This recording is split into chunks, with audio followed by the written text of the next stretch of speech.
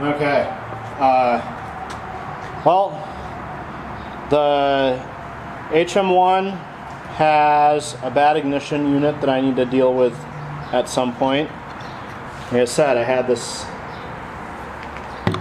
yellow one that was extra, and it had the wire long enough to reach the plug, so I traded it for the one that came with the HM1.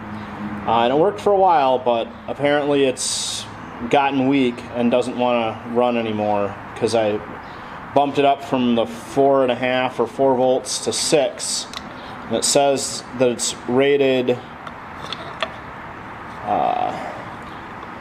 there 4.2 to 6 volts for input voltage. So if it doesn't want to run on 6 volts, then I could keep pouring more power in, but it'll probably just keep going bad.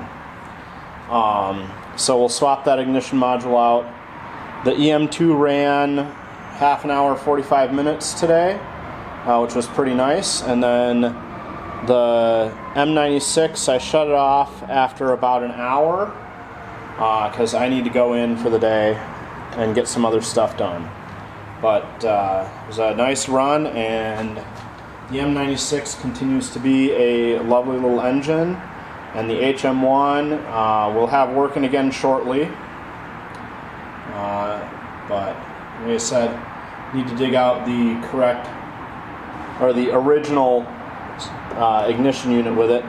Now that I have this 6-volt battery holder set up, that original ignition unit should be fine, because I think it's 6 to 12 volt rated unit, which is why another reason I switched to this yellow one, because I could use the three battery pack and have it work.